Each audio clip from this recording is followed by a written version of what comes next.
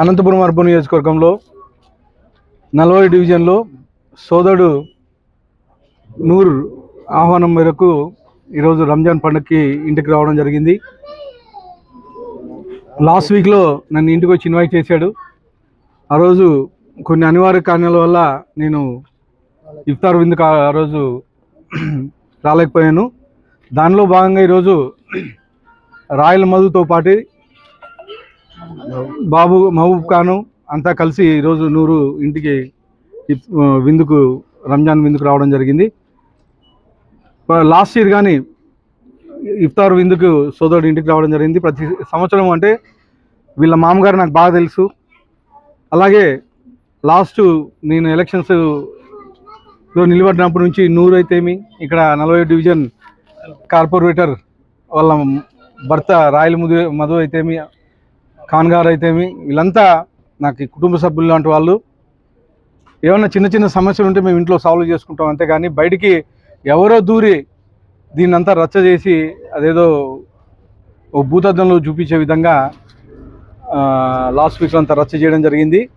వాళ్ళకన్నా ఒకటే హెచ్చరిస్తున్నాను, మా కుటుంబ సభ్యులు మా ఇంట్లో ఏమైనా జరిగితే మేము సాల్వ్ చేసుకుంటాం, అంతేగాని ప్రతిదాన్ని మీరు రాజకీయం చేసేకి రావద్దండి, ప్రాణాల మీదకి తీసుకొచ్చే విధంగా వ్యవహరించొద్దండి అని చెప్పేసి వాళ్ళకి హెచ్చరిస్తున్నాను. నేను ఇంకొకసారి ఇలాంటివి రిపీట్ అయితే మాత్రం బాగుండదు కానీ అని చెప్తున్నాను. ఎందుకంటే చిన్న చిన్న సమస్యలు ఉంటాయి మా దగ్గర, ప్రతి ఫ్యామిలీలోనూ ఉండేటివి.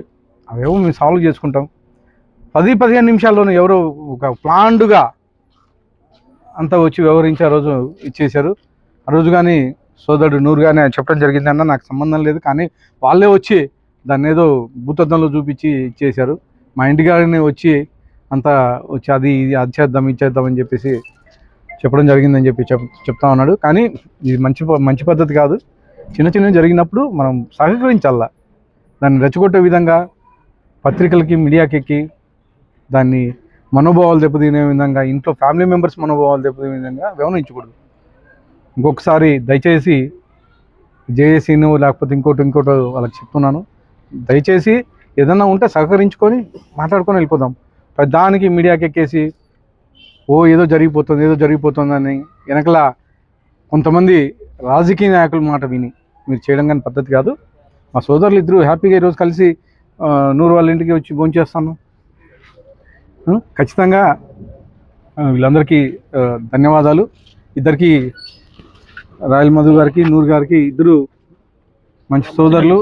ఖాన్ గారు వీళ్ళంతా పొద్దున్న లేచిన నుంచి మొహాలు చూసుకుంటారు, పక్క ఇల్లు. ఖచ్చితంగా మా ఇంట్లో సమస్యలు ఉంటే మేము పరిష్కరించాము. ఇంకొకసారి ఎవరు ఇట్లాంటి సమస్యలకు దూరుకోకుండా ఏదైనా మీ సహాయం కోరి వస్తే మీరు హెల్ప్ చేయండి, అంతేగాని ఏమీ లేకోకుండా వచ్చి ఏదో మేము మా జేఏసీ ఉంది మా లేకపోతే ఇంకోటి లబ్ధి పొందాలని చెప్పేసి మీరు రావద్దని చెప్పేసి తెలియజేస్తూ మరొకసారి సోదరులిద్దరికి ధన్యవాదాలు. ముందుగా అందరికీ రంజాన్ ఈద్ ముబారక్. ఈరోజు మా తమ్ముడు నూర్ బాషా పిలుపు మేరకు ఈరోజు ఇంటికి రావడం జరిగింది. రంజాన్ విందు విషయంలో అంతా మేము ఫోన్ చేసినాము.